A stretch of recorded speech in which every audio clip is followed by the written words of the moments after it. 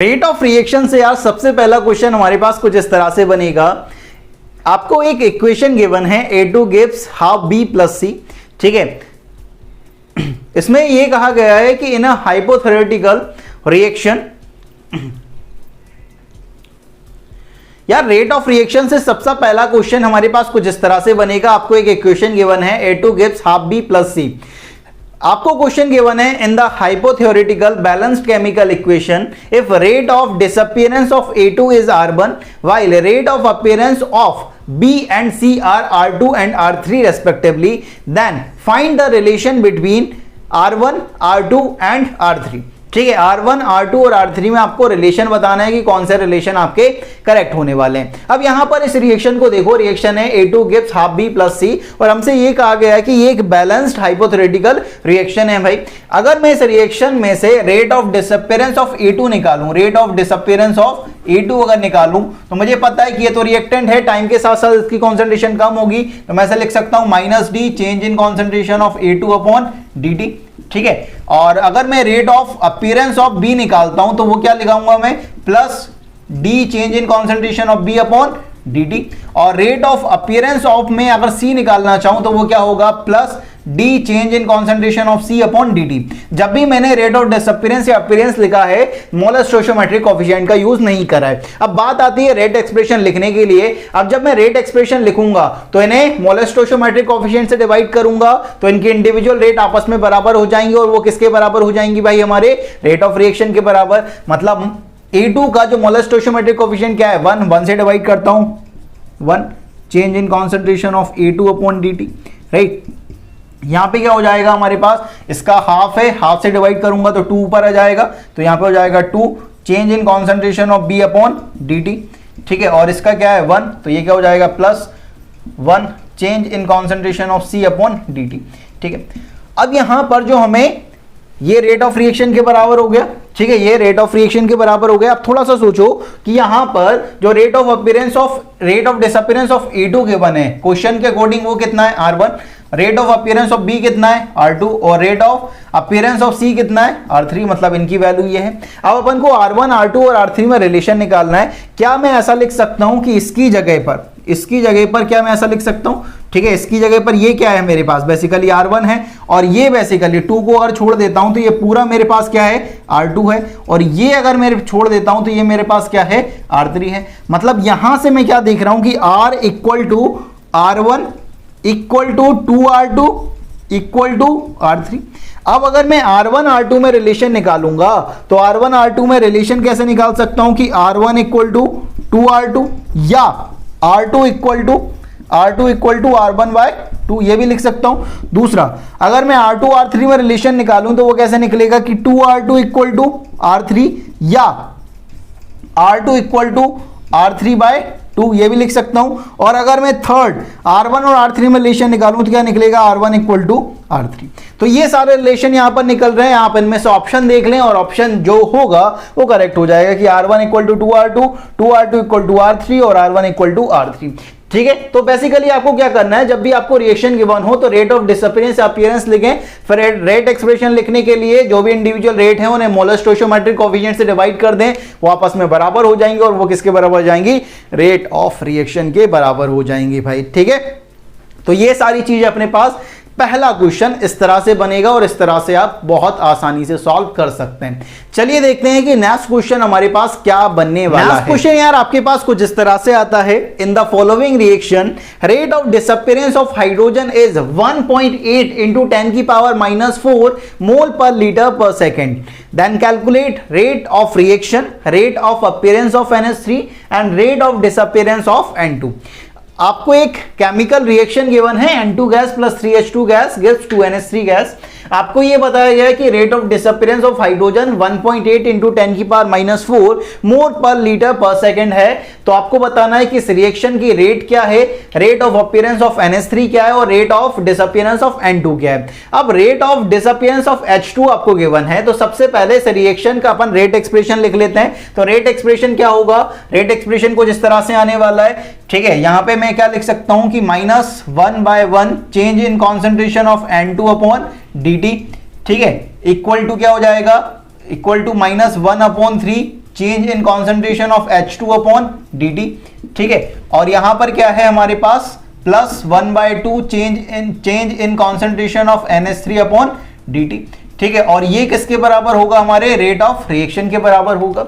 अब यहां पर थोड़ा सा सोचो कि ये इसकी वैल्यू कितनी गिवन है, rate of disappearance of hydrogen, तो यही होगा ना कि minus D change in concentration of H2 upon dt।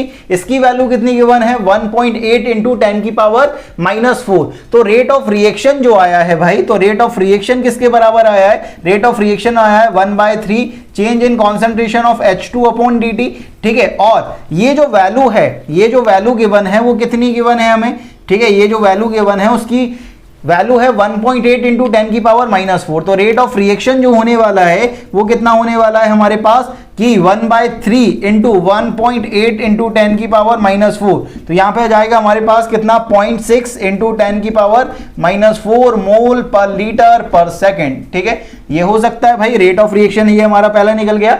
अब अगर बात करें कि rate of appearance of NH3, rate of reaction और rate of appearance of NH3 में क्या रिलेशन है भाई, कि ये बेसिकली ये यहां पर देखो कि ये क्या है, rate of appearance of NH3। तो अपन ऐसा लिख सकते हैं कि 1/2 into rate of appearance of NH3 equal to R, और R की वैल्यू कितनी गिवन है 0.6 इंटू 10 की पावर -4। तो अपन ऐसा लिख सकते हैं कि जो हमारा rate of appearance of NH3 है plus change in concentration of NH3 upon dt equal to 2R, और R की वैल्यू कितनी गिवन है 0.6। तो अपन ऐसा लिख सकते हैं 2 इंटू 0.6 इंटू 10 की पावर -4, दैट इज 1.2 इंटू 10 की power -4 mole per litre per second, ठीक है। यहां पर अब यहां पर तीसरा निकालते हैं कि तीसरा हमें पास क्या गिवन है, rate of disappearance of N2।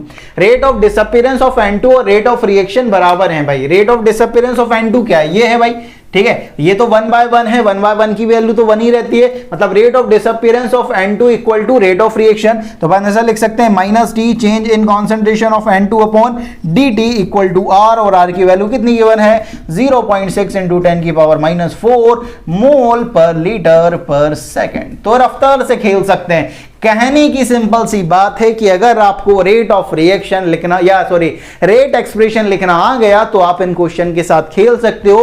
और रेट एक्सप्रेशन में अगर दिक्कत हो रही है भाई साहब तो बहुत खतरनाक बात है भाई ये, ठीक है। तो इससे मतलब कर सकते हैं, ठीक है। रेट एक्सप्रेशन लिखना है और सॉल्व हो जाएंगे अपने आप, ठीक है। कोई इतना बड़ा चैप्टर नहीं है, ज़्यादा दिमाग नहीं लगाना है, रेट एक्सप्रेशन लिखो और वहां से ये रिलेशन निकाल लो, ठीक है। तो ये इस तरह से अपन क्वेश्चन कर सकते हैं। अब लास्ट क्वेश्चन और देखते हैं जो रेट एक्सप्रेशन में काफी अच्छा माना जो क्वेश्चन आ रहा है वो थोड़ा सा अच्छा है, ठीक है। उस क्वेश्चन को देखें। क्वेश्चन आपके पास है कि following reaction is carried out in water. Reaction आपके पास गिवन है Cl2 plus I negative gives I2 plus Cl negative. आपको बताया गया है कि इन 10 सेकेंड जो कॉन्सेंट्रेशन है आयोडाइड की वो डिक्रीज हुई है 0.25 मोलर टू 0.23 मोलर। आपको कैलकुलेट करना है rate of reaction, rate of appearance of Cl negative and rate of disappearance of Cl2, ठीक है। आपको तीन चीजें कैलकुलेट करनी है कि सबसे पहले कि रेट ऑफ रिएक्शन क्या है इसका, कि इसका रेट ऑफ अपीयरेंस क्या है Cl नेगेटिव का, और इसका रेट ऑफ डिसअपीयरेंस क्या है Cl2 का, ठीक है। सबसे पहले इस रिएक्शन को थोड़ा गौर से देखो। क्या ये रिएक्शन आपको बैलेंस दिख रही है, नहीं दिख रही भाई। अगर बैलेंस नहीं दिख रही तो आप रेट एक्सप्रेशन इसका लिख नहीं सकते हो। तो सबसे पहले इसको बैलेंस करो। तो यहाँ पर 2 Cl है, यहाँ पर 1 है, तो यहाँ पर 2 से मल्टीप्लाई किया, यहाँ 2 आयोडीन है, यहाँ पे 2 से मल्टीप्लाई किया। अब ये बैलेंस दिख रहा है भाई। अब यहाँ पर हमें बताया गया है कि ये जो आयोडाइड है इसकी कॉन्सेंट्रेशन 10 सेकंड के अंदर 0.25 मोलर से 0.23 मोलर हो गई है। हमें पता है रिएक्टेंट है, इसकी फाइनल कॉन्सेंट्रेशन कम होने वाली है, इनिशियल कॉन्सेंट्रेशन ज्यादा है। इनिशियल कितना है 0.25 मोलर, फाइनल कितनी है 0.23 मोलर, और ये चेंज कितने में आया है 10 सेकंड के अंदर आ गया है। अब अगर मैं इस रिएक्शन का रेट एक्सप्रेशन लिखना चाहूं तो रेट एक्सप्रेशन क्या होगा कि रेट ऑफ रिएक्शन किसके बराबर होगी, इसके बराबर होगी -1/1 change in concentration of Cl2 upon dt। यहां पे क्या होगा -1/2 change in concentration of I negative upon dt equal two plus 1/1 change in concentration of I2 upon dt equal two plus 1/2 change in concentration of Cl negative upon dt, ठीक है। ये लिख सकते हैं। अब यहां पर थोड़ा सा देखें कि हमें ये बताया गया है कि ये जो आयोडाइड है उसकी कॉन्सेंट्रेशन कम हो रही है 10 सेकंड में। अगर मैं रेट ऑफ रिएक्शन को आयोडीन के टर्म में लिखना चाहूं, rate of disappearance of iodide के टर्म में लिखना चाहूं, तो वो क्या होगा -1/2। इसकी कॉन्सेंट्रेशन कितना कम हुआ है, फाइनल कॉन्सेंट्रेशन क्या है 0.23 मोलर, इनिशियल कितना है 0.25 मोलर। कितना टाइम लगा इसे चेंज होने में 10 सेकंड। ठीक है, तो माइनस क्यों लगाओ, ठीक है। अब यहां पर देखें कि R इक्वल टू यहां पे क्या हो जाएगा -1/2 इंटू यहां पर कितना आएगा -0.02 डिवाइडेड बाय 10, इससे कैंसिल करेंगे तो ये कितना हो जाएगा 0.01। तो यहां पर जो R आएगा वो कितना आएगा, यहां पे आ जाएगा भाई 0.001 इक्वल टू 10 की पावर -3 लिख सकते हैं मोल पर लीटर पर सेकंड में। ठीक है, अब यहां पर इतना रेट ऑफ रिएक्शन आ गया है। अब अगर मुझे rate of appearance of Cl negative find करना पड़े कि Cl नेगेटिव का रेट ऑफ अपीयरेंस क्या होगा, तो rate of appearance of Cl negative जो है वो ये है। ठीक है, यहां से मैं ऐसा लिख सकता हूं दूसरा कि rate of reaction equal to +1/2 change in concentration of Cl negative upon dt। ठीक है, अब यहां पर थोड़ा सा देखो कि ये बेसिकली है क्या, ये रेट ऑफ अपीयरेंस है Cl नेगेटिव का, वो किसके बराबर हो जाएगा 2R के बराबर हो जाएगा। ठीक है, तो आपके पास जो आने वाला है plus change in concentration of Cl negative upon dt, वो किसके बराबर आ रहा है 2R के बराबर, दैट इज 2 × 10 की पावर -3 मोल पर लीटर पर सेकेंड। ठीक है, अब यहां पर अगर हम थर्ड की बात करें, ये पहला हमारा सॉल्व हो गया यार, दूसरा यहां पर हमारा सॉल्व हो गया। अगर थर्ड अगर बात करें तो थर्ड हमें rate of disappearance of Cl2 निकालना है। यहां से देखो rate of disappearance of Cl2 और रेट ऑफ रिएक्शन क्या है, बराबर है भाई, या तो 1 आ रहा है। ठीक है, तो यहां पर अपन ऐसा लिख सकते हैं कि यहां पर जो minus change in concentration of Cl2 upon dt है वो किसके बराबर है, रेट ऑफ रिएक्शन के बराबर। रेट ऑफ रिएक्शन कितना है 10 की पावर -3 मोल पर लीटर पर सेकेंड। तो यही आपका आंसर होने वाला है। तो सिंपल सी बात है कि अगर आप रेट एक्सप्रेशन लिख रहे हो तो सबसे पहले ये चेक कर लो कि वो रिएक्शन बैलेंस है या नहीं। अगर बैलेंस है तो बढ़िया बात है, अगर नहीं है तो सबसे पहले बैलेंस करें, फिर रेट एक्सप्रेशन लिखें, और रेट एक्सप्रेशन जैसे ही लिखोगे ये सॉल्व होने वाला है।